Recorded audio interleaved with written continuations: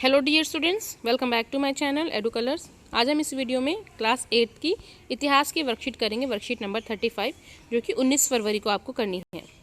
Chapter है हमारा बच्चों राष्ट्रीय आंदोलन का संगठन 1870 के दशक से 1947 तक। हमने असहयोग आंदोलन के बारे में पढ़ लिया था, सभी ने अवज्ञा आंदोलन के बारे में पढ़ लिया था, दांडी मार्च के बारे में भी अपनी पिछली वर्कशीट्स में हमने कवर कर लिया है। अब हम इस वर्कशीट में करेंगे भारत छोड़ो आंदोलन के बारे में। ठीक है बच्चों, भारत छोड़ो आंदोलन के बारे में। उसके बाद बात करेंगे स्वतंत्रता और विभाजन की ओर, यानी कि इसमें हम मुस्लिम लीग की बात करेंगे और कैबिनेट मिशन के बारे में इस चैप्टर में हम इस वर्कशीट में हम करेंगे। ठीक है, तो चलिए बच्चों ये वर्कशीट शुरू करते हैं। उससे पहले मेरे चैनल एडू कलर्स को आप सब ज़रूर सब्सक्राइब करें। अब हम वीडियो को शुरू करते हैं।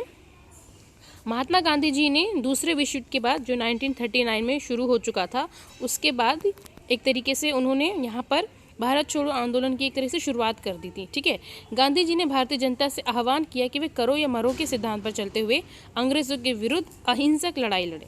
अहिंसक मतलब हिंसा नहीं करनी है। हालांकि करो या मरो का नारा भारत छोड़ो आंदोलन के दौरान गांधी जी ने दे दिया था। गांधी जी और अन्य नेताओं को फौरन ही जेल में डाल दिया गया। इसके बावजूद ये आंदोलन धीरे धीरे करके फैलता गया। इस आंदोलन में किसान, युवा जो भी थे, जितने भी लोग थे, उन्होंने बहुत बढ़ चढ़कर हिस्सा लिया। विद्यार्थियों ने अपनी पढ़ाई छोड़ दी। ठीक है, लोग देश भर में संचार तथा राज्य सत्ता के प्रतीकों पर हमला करते रहे। बहुत सारे इलाकों में लोगों ने अपनी सरकार का गठन किया। इन सब से निपटने के लिए अंग्रेजों ने क्या रास्ता अपनाया?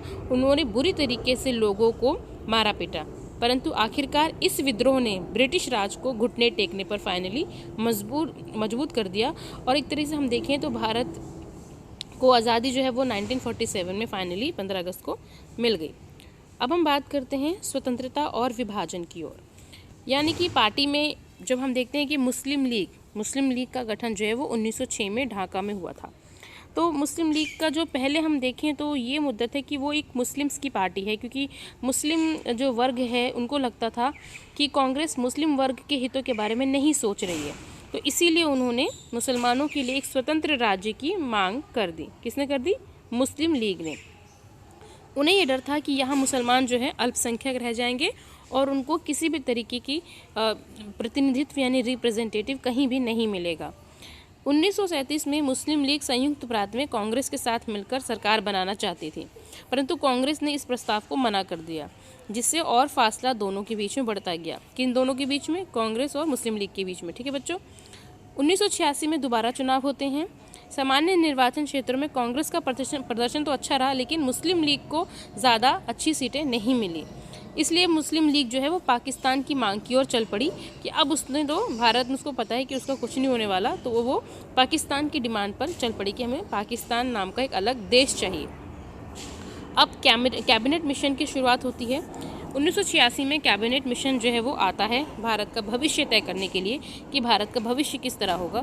तो उसमें 3 सदस्य थे। ठीक है, इस परिसंघ ने सुझाव दिया कि भारत जो है वो अविभाजित रहे, मतलब उसको बांटा नहीं जाए, और जो मुस्लिम लोग हैं उनको कुछ क्षेत्र में आज़ादी दे दी जाए। ठीक है, वो अपने क्षेत्र तक सीमित रहे और वहाँ पर वो अच्छे से शासन कर सकें, लेकिन भारत का विभाजन ना हो। कांग्रेस और मुस्लिम लीग दोनों ही इस प्रस्ताव के कुछ प्रावधानों पर सहमत नहीं थे और कुछ पे वे सहमत थे। लेकिन अब देश का विभाजन अवश्य हो गया था, क्योंकि जिस तरह से चीज़ें चल रही थी उसके अकॉर्डिंग देखा जाए तो उस समय के दौरान विभाजन ज़रूरी हो गया था। मुस्लिम लीग ने पाकिस्तान के लिए आंदोलन शुरू करने का फैसला कर दिया। मुस्लिम लीग ने 16 अगस्त 1986 को प्रत्यक्ष कार्यवाही दिवस, ठीक है, इस दिवस को प्रत्यक्ष कार्यवाही दिवस के रूप में मनाया जाता है। ठीक है, इसी दिन कोलकाता में दंगे भड़क उठे और कई दिन तक ही चलते रहे। इन दंगों में हजारों लोग मर गए। मार्च 1947 तक उत्तर भारत के विभिन्न भागों में दंगे फैल गए, हिंसा फैल गई, कई लोग लाग मारे गए। असंख्य महिलाओं को विभाजन की इस हिंसा में अत्याचारों का सामना करना पड़ा। करोड़ों लोगों का घर बार छूट गया। अपने मूल स्थानों को छोड़कर लोग रातों रात मतलब अजनबी हो गए, मतलब जहाँ वो रहते हैं वहाँ के लिए वो अजनबी हो गए। अब वो दूसरे एरिया में चले गए जहाँ पर वो शरणार्थी बन गए। ब्रिटिश शासन से स्वतंत्रता का यह आनंद विभाजन की पीड़ा और हिंसा के साथ हमारे सामने आया। यानी कि हमने विभाजन तो सोचा नहीं था, हाँ हमने आज़ादी सोची थी, लेकिन इस तरह से आज़ादी मिलेगी और इस तरह से पीड़ा मिलेगी लोगों को और वो विभाजित हो जाएंगे अपने ही एरिया को छोड़कर, अपने शहर को, अपने देश को छोड़कर जब उनको दूसरे देश जाकर शरणार्थी बनकर जीवन बिताना पड़ेगा, तो ये लोगों के लिए उस समय बहुत पेनफुल था। तो उस समय भारत जो आज़ाद हुआ और उस एक नया देश पाकिस्तान बना, तो ये पूरा जो है कैबिनेट मिशन, फिर उसके बाद का जो प्रोसेस था 15 अगस्त 1947 तक का, ये वो रहा। ठीक है बच्चों, अब हम चलते हैं हमारे प्रश्नों की ओर। अब क्वेश्चन है कि भारत छोड़ो आंदोलन किस प्रकार फैला। तो हम देखते हैं कि इस आंदोलन के दौरान गांधी जी ने करो या मरो का नारा दिया। नेताओं ने 9 अगस्त 1942 को ग्वालियर टैंक के मैदान में तिरंगा फहराया। इसमें महिलाओं ने बढ़ चढ़कर हिस्सा लिया और जनता ने नेतृत्व अपने हाथों में ले लिया। विद्यार्थियों ने स्कूल और कॉलेज छोड़ दिए। ठीक है, अगला क्वेश्चन है, मुस्लिम लीग ने मुसलमानों के लिए अलग राज्य की मांग क्यों की। क्योंकि मुस्लिम लीग को लगता था कि पश्चिमोत्तर या पूर्व में जो लोग रहते हैं उसमें मुसलमानों की संख्या ज़्यादा है। उन्हें यह डर था कि यहाँ मुसलमान जो है वो अल्पसंख्यक बनकर रह जाएंगे और लोकतांत्रिक संरचना में उन्हें स्थान नहीं मिलेगा।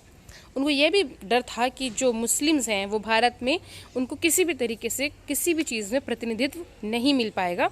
तो इसलिए उन्होंने मुस्लिम्स को लेके एक अलग प्रांत, अलग देश बनाने की सोची।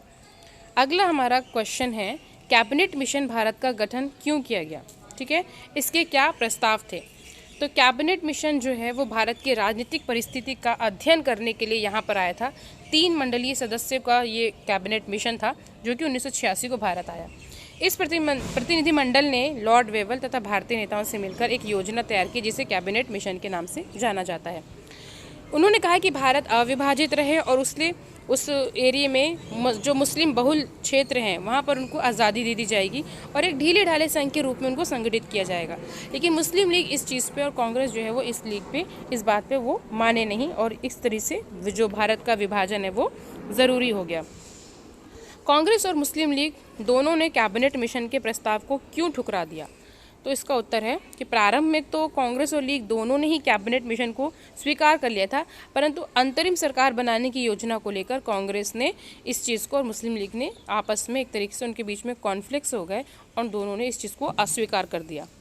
लीग ने जब कांग्रेस के बिना ही सरकार बनाने का दावा पेश किया तो वायसराय ने लीग के प्रस्ताव को नहीं माना, अतः विभाजन जो है वो ज़रूरी हो गया। ठीक है बच्चों, तो यहाँ पर ये जो हमारे क्वेश्चन आंसर हैं ये कंप्लीट होते हैं। तो बच्चों यहाँ पर हमारी जो 8th क्लास की वर्कशीट नंबर 35 है ये कंप्लीट होती है। आई होप आपको वर्कशीट अच्छी लगी होगी।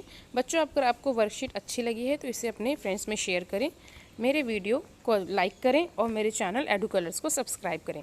वीडियो देखने के लिए बच्चों थैंक यू सो मच।